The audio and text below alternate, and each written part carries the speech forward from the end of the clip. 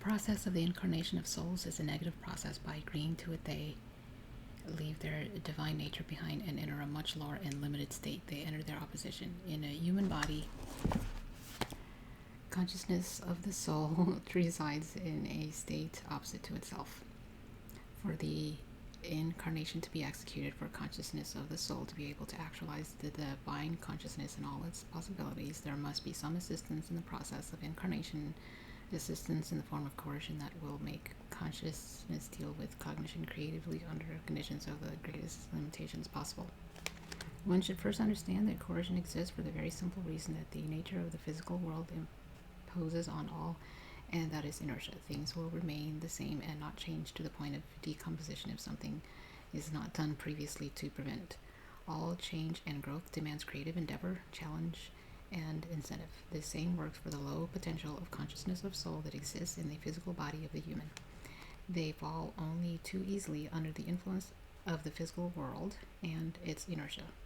That is the reason human souls need coercion and duress to wake up and manifest their potentials, requirements much bigger and more complex than for other living beings, because the potential of human souls is much bigger.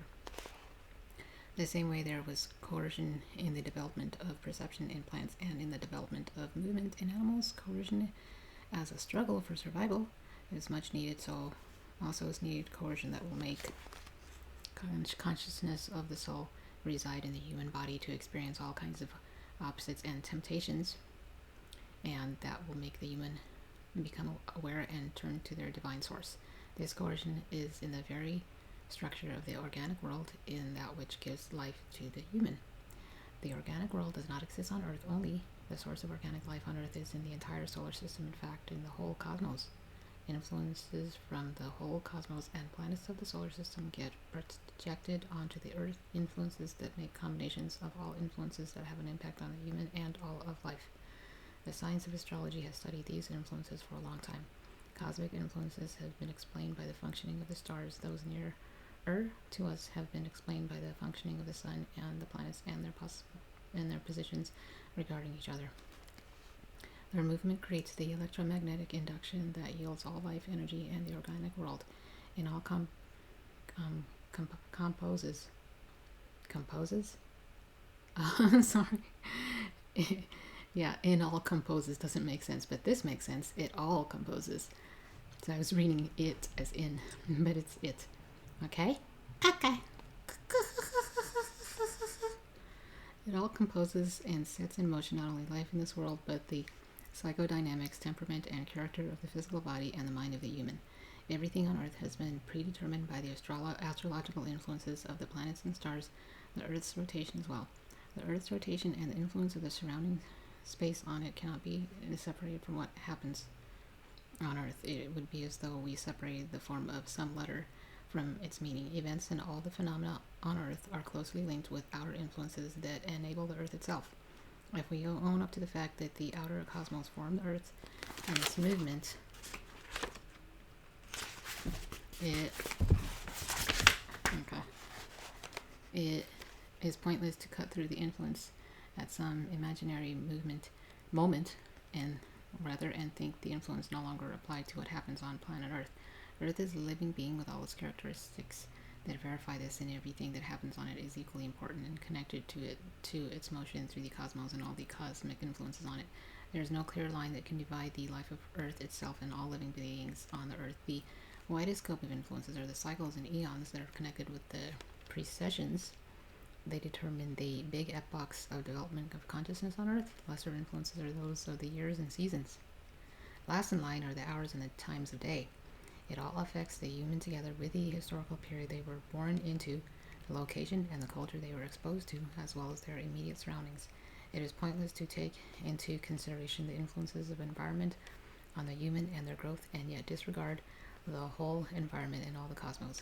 Appreciating this wholeness is of key importance if we are to speak of the cosmos in terms of a hologram. All the conditionality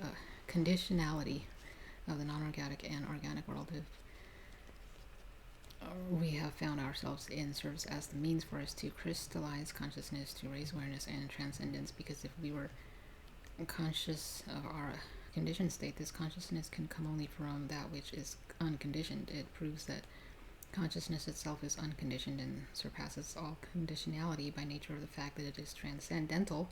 We can be aware of the past and plan our future, and this is the exact proof that consciousness is beyond space and time, that it is transcendental by nature. The most influential coercion for the human and their consciousness is one that comes from the very sun and planets of the solar system. All the planets of the solar system have their analogy in the psychoenergetic centers in the human body in the chakras. Planets are outer chakras, but function in different proportions following a different logic.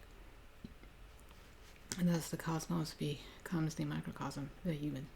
The human did not spontaneously originate in some evolutionary process. The making of the human body is an act of creative consciousness of souls in higher dimensions. To make a human body the way it is with all its chakras and all the possibilities of expression, and I said it like that way because it's in bold. See? It's in bold. And all the possibilities of expression and action, big and powerful monads of the divine consciousness, entities known to be as big souls, and that's in parentheses. Well, not parentheses, but these quote unquotes, created the whole solar system by setting all the planets in motion, some of which were already here, while some were brought from elsewhere, and their movements had to be somewhat adjusted at first. There are other planets with conditions that support life in a human body that are more or less developed, but they do not have so many expressive possibilities for perception and action the way the human on Earth has. Owing to a system of this kind, the human has the capacity to cognize and be creative. For example, love can be known, experienced, and expressed in a number of ways, toward oneself or others, toward a friend or a foe, toward a dog and God, together with hatred as well. On many other planets, this is not an option.